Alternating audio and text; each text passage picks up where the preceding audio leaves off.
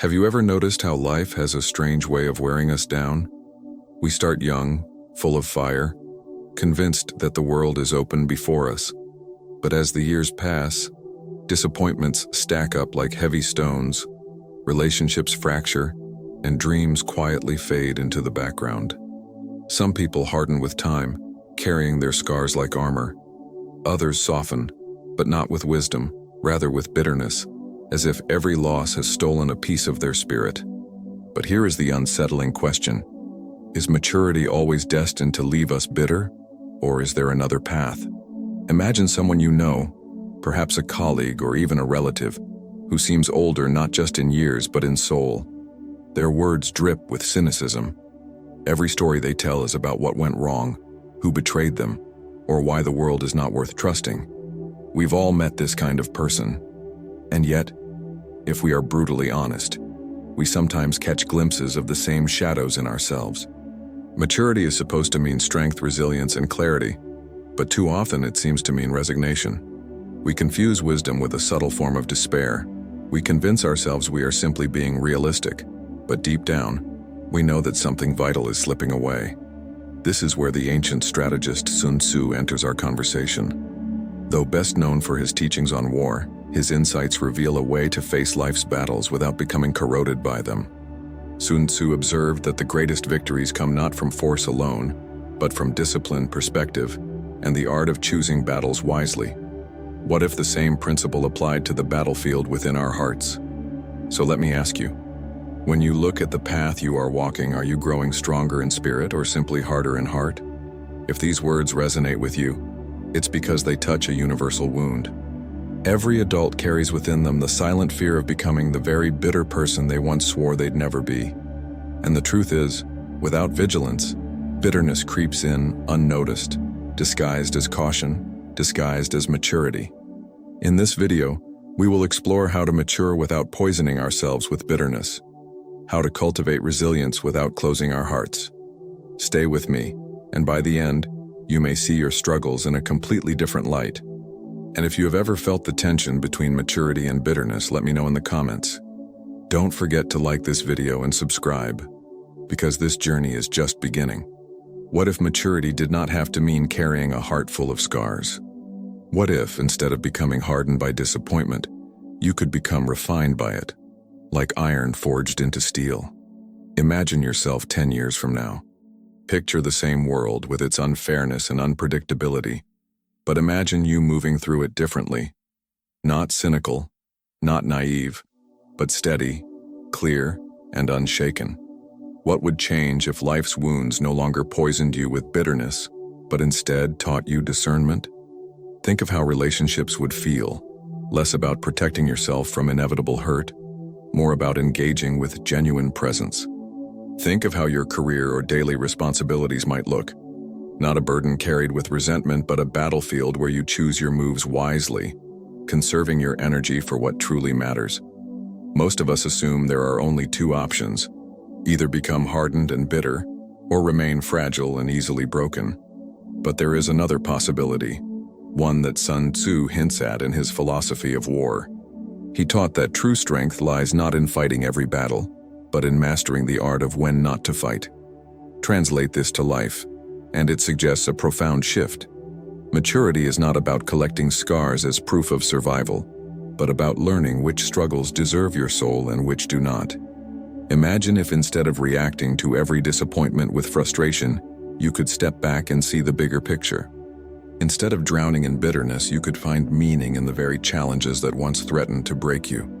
How would your days feel if every setback became not an injury, but a lesson in strategy, patience, and resilience? Here's the truth. Bitterness narrows your vision until you see only loss. But maturity, in its deepest sense, widens your vision until you can perceive both the pain and the hidden opportunity inside it. It's not about pretending that suffering is pleasant. It's about refusing to let suffering dictate the kind of person you become. So let me ask, what version of yourself are you building right now? The hardened survivor or the wise strategist? The choice is not easy, but it is real. Stay with me, because in the next step, we'll confront a hidden assumption most of us carry. that bitterness is the inevitable price of wisdom. And that belief, as we will see, is one of the greatest traps of adulthood. There is a quiet lie that adulthood whispers into our ears. If you want to be wise, you must accept becoming bitter. We rarely say it out loud, but we live as if it were true. We equate optimism with immaturity and cynicism with intelligence. How many times have you heard someone, after a painful disappointment, say with a half smile, "Well, I've learned my lesson. I won't be so foolish again"? Beneath those words often lies not wisdom, but resignation. Here is the disruption. Bitterness is not wisdom. It is wounded pride dressed up as realism. True wisdom does not close the heart. It expands it. Yet, many of us mistake the protective walls we build for maturity.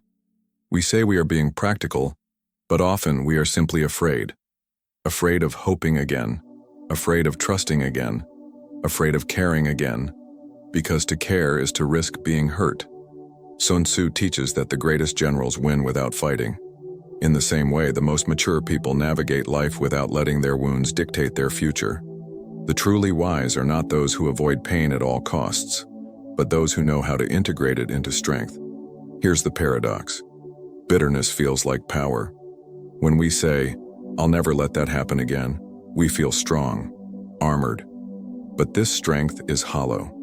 It keeps danger away, yes, but it also keeps love, joy, and renewal away. A wall that protects is also a wall that imprisons. Think of the people you most admire, not the famous ones, but the ones you know personally. Chances are they are not the most cynical. They are not the ones who constantly remind you how disappointing the world is. No, the people we respect deeply are often those who have suffered greatly, yet somehow emerged with clarity, compassion, and even a quiet joy. Their wisdom was forged not by closing themselves, but by remaining open in spite of pain. So let's challenge the assumption once and for all. Bitterness is not the inevitable price of maturity. It is a choice, often unconscious, but still a choice. And if it is a choice, then it can be unchosen. The question is, are you willing to confront the part of you that clings to bitterness because it feels safer than hope? In the next part, we'll bring in the voice of authority, an ancient strategist whose wisdom has survived centuries, not to speak of war alone, but of how to master the inner battlefield that every adult must face. When Sun Tzu wrote The Art of War, he wasn't only talking about armies and kingdoms, he was describing the psychology of conflict itself. His insights reach beyond the battlefield, straight into the struggles of daily life. Consider one of his central ideas. The supreme art of war is to subdue the enemy without fighting. Now pause for a moment and imagine what that means when applied not to war, but to your inner life. What if the true enemy is not the world outside, but the bitterness building within? What if victory is not in defeating others, but in refusing to let your spirit become poisoned by disappointment? Philosophers across history have echoed this. The Stoic thinker Marcus Aurelius, for instance, wrote that we should never allow another person's actions to corrupt our own character. In other words, the moment bitterness takes root, you have already lost, not to the person who wronged you, but to yourself. Modern psychology confirms the same principle. Studies on emotional resilience show that people who interpret suffering as meaningless tend to become bitter, while those who frame suffering as a source of growth develop healthier relationships and stronger well-being. The conclusion is clear. Perspective shapes destiny. But here is the beauty of Sun Tzu's wisdom. He never glorified brute force. He taught that clarity, discipline, and restraint were the highest forms of mastery. Isn't that exactly what we need to mature without becoming bitter? Life will hand us betrayals, failures, and injustices. We cannot avoid them, but we can choose our response. To waste energy resenting every wound is to exhaust ourselves in endless battles. To discern where to fight and where to let go, that is strategy. That is maturity. When we adopt this mindset, our suffering does not vanish, but it transforms. Instead of scars that make us harder, our wounds become lessons that make us wiser. We begin to embody what both Sun Tzu and the Stoics understood, that power lies not in controlling the external world, but in mastering our internal response. So the next time disappointment visits you, ask yourself, Am I facing this as a soldier, bitter and defensive, or as a strategist, calm and deliberate? That choice will determine not just the outcome of the moment, but the kind of person you are becoming. In the next part, we'll expose the invisible dynamics that quietly push us toward bitterness. Patterns most people never recognize until it's too late. Bitterness rarely arrives like a storm. It seeps in quietly, like water dripping through a crack in the ceiling, unnoticed until the damage is deep. Most of us don't wake up one day suddenly bitter. We become bitter gradually, almost imperceptibly, through small compromises in how we process pain. Here's how it often happens. You experience a disappointment. Instead of grieving or learning, you tell yourself, "I should have known better." A friend betrays you, and instead of confronting the pain, you whisper inwardly, "I'll never trust anyone again." A dream fails, and instead of reflecting, you murmur, "That was foolish of me anyway." Do you see the pattern? Slowly, bitterness rewrites our story. What began as hope is rebranded as naivety. What began as courage is recast as stupidity. Over time, the heart becomes suspicious of its own impulses, its capacity for love, trust, and joy. The invisible dynamic is this: bitterness masquerades as wisdom. It convinces you that being closed is being smart. It makes you believe that detachment is strength. But the reality? It is fear wearing the mask of maturity. Sun Tzu warned against fighting battles you cannot win, because they drain your resources and leave you weaker. Bitterness is precisely that kind of unwinnable war. Every time you replay an old hurt, every time you rehearse a grievance, you expend energy in a battle where no victory is possible. You are not defeating your pain, you are feeding it. Psychologists call this rumination, the cycle of turning the same wound over and over in your mind. Research shows that rumination not only deepens bitterness, but also increases depression and anxiety. The more we dwell, the more the bitterness grows roots, shaping our identity. And yet, because this process is slow and disguised, we rarely notice it happening. That's why some people reach their 40s or 50s with a heart that feels heavier than their years. They've been quietly fighting unwinnable battles for decades. So let me ask you directly, are you spending your energy on life's real challenges, or are you secretly locked in a war with old wounds? In the next part, we will confront this truth with sharp, memorable declarations, simple but piercing phrases that can cut through the fog of self-deception and remind us what is truly at stake. Sometimes we need words that strike like lightning, short, sharp, impossible to forget. So let me share with you some truths that may unsettle you, but also free you. Bitterness is not wisdom. It is grief that refused to be healed. Cynicism does not protect you from disappointment. It guarantees it. To close your heart is not to grow strong. It is to surrender in advance. The past is not your enemy. Reliving it endlessly is. You cannot become whole by wounding yourself with old memories. Think about these lines not as poetic flourishes, but as weapons. Just as Sun Tzu believed that the right strategy could save countless lives, the right truth, well aimed, can save years of your inner life. These phrases are like swords meant to cut through the lies bitterness whispers to us every day. Consider this. Every time you choose bitterness, you are writing a story in which your wound becomes your master. But every time you choose maturity, you rewrite the story. Your wound becomes your teacher. And here is another phrase worth carrying with you. The heart grows sharper, not harder, when it learns wisely. The danger is that bitterness feels justified. It always seems to have evidence, doesn't it? The betrayal really happened. The failure really occurred. The injustice was real. But bitterness tricks us into believing that because the event was real, it must define the rest of our lives. That is the lie. Sun Tzu would remind us, a general who fights yesterday's battle in today's war is already defeated. The same is true for us.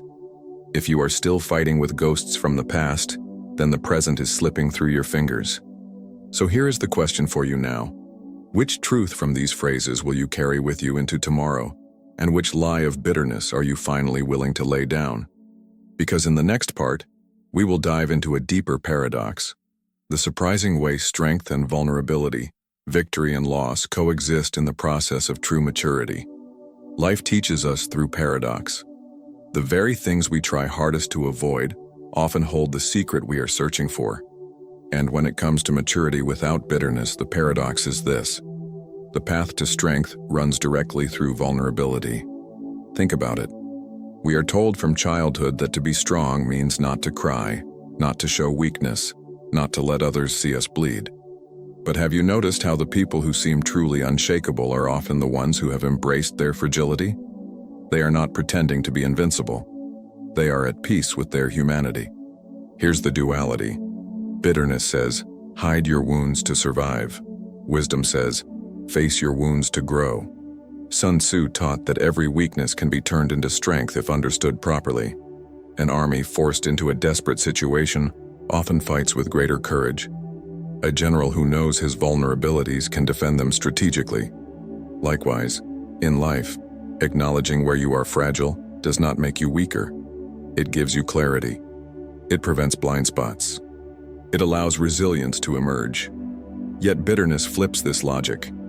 It convinces us that admitting vulnerability will destroy us. So we hide our fears, bury our disappointments, and pretend we are over it. But the hidden pain festers and slowly hardens the heart. Here is another paradox. To forgive does not excuse the wrong. It frees you from living chained to it.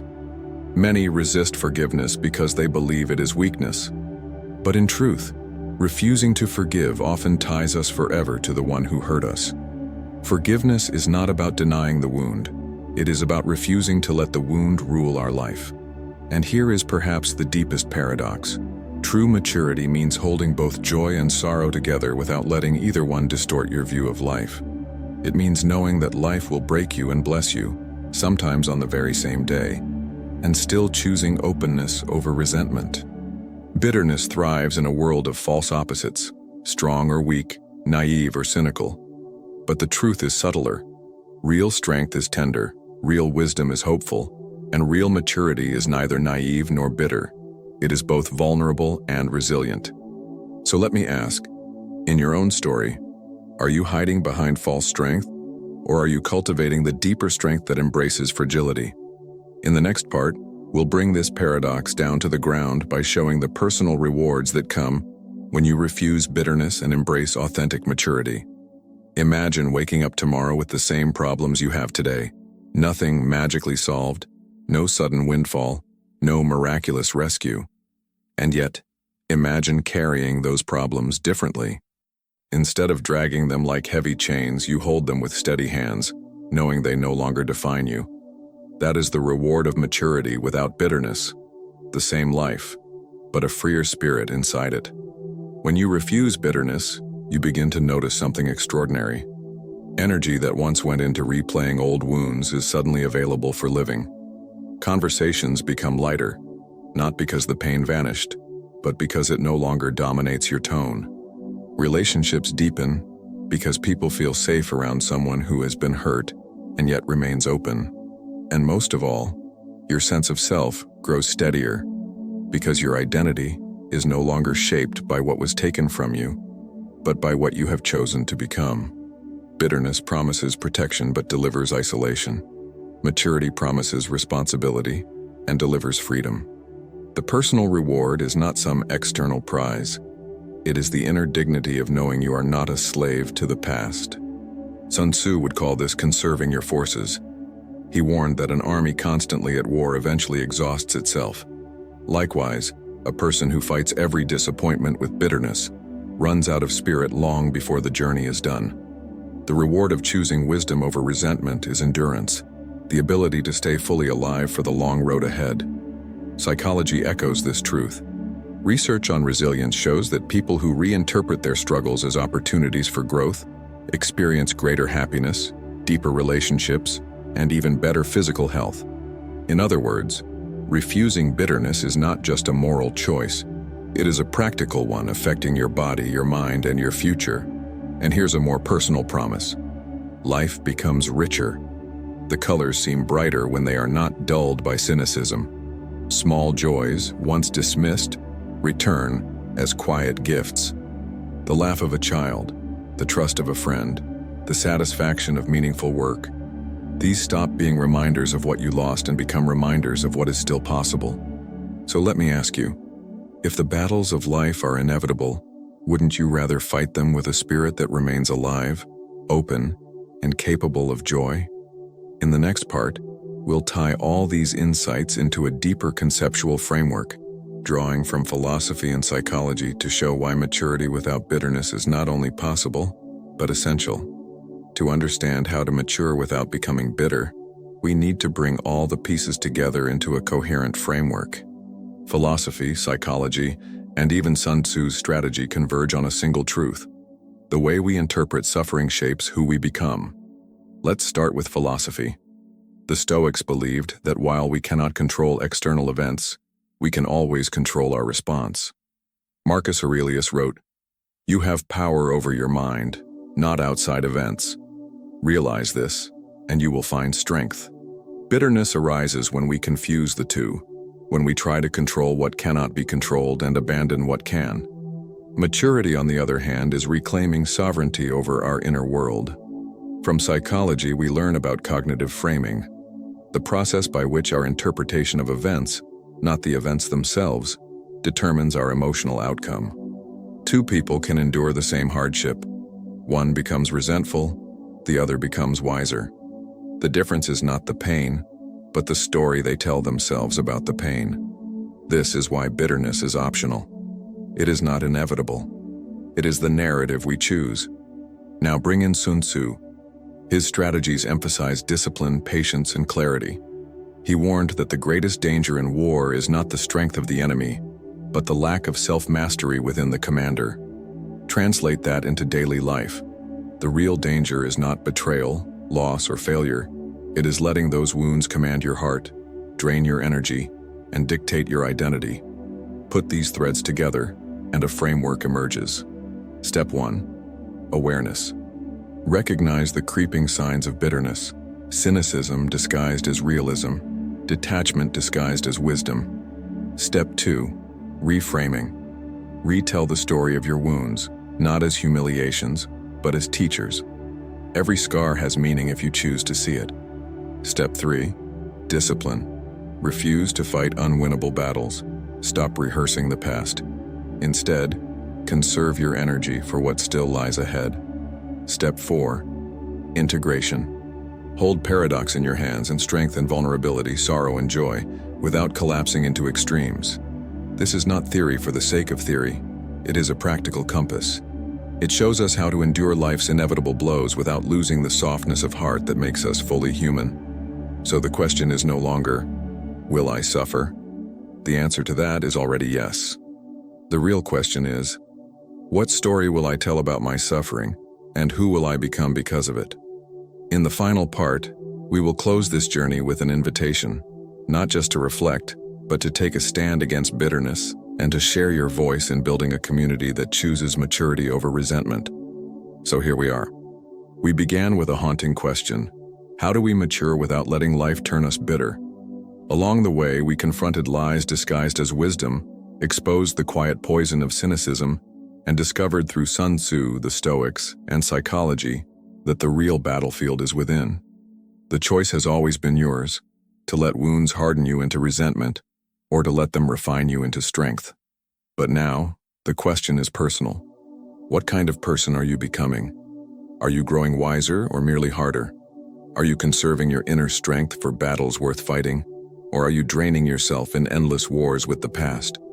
Here is the truth you cannot escape. Bitterness will never keep you safe. It will only keep you small. Maturity, on the other hand, asks more of you. It demands discipline, vulnerability, and the courage to remain open in a world that wounds. But the reward is freedom. It is clarity. It is a heart that stays alive even after life's storms. And so I leave you with this. Every disappointment you carry can either be your prison or your teacher. The choice is yours today and every day that follows. I want to invite you to reflect, deeply, honestly, on this tension between bitterness and maturity. Have you noticed bitterness quietly creeping into your own story? What scars are you still fighting with, and what would it look like to finally lay down those unwinnable battles? Share your thoughts in the comments, not as a performance, but as a declaration. This channel is not just a place for ideas. It is a community for those who are choosing to live differently, to fight differently, to grow differently. And your voice matters here. If these reflections have stirred something in you, if you see yourself in this struggle, then let this be the beginning, not the end. Subscribe, not just for another video, but to walk this journey with us, step by step, as we learn together how to grow without closing, how to endure without hardening, how to live without surrendering to bitterness. Because in the end, the greatest victory is not won on the battlefield of the world, but in the quiet triumph of a heart that refuses to turn cold.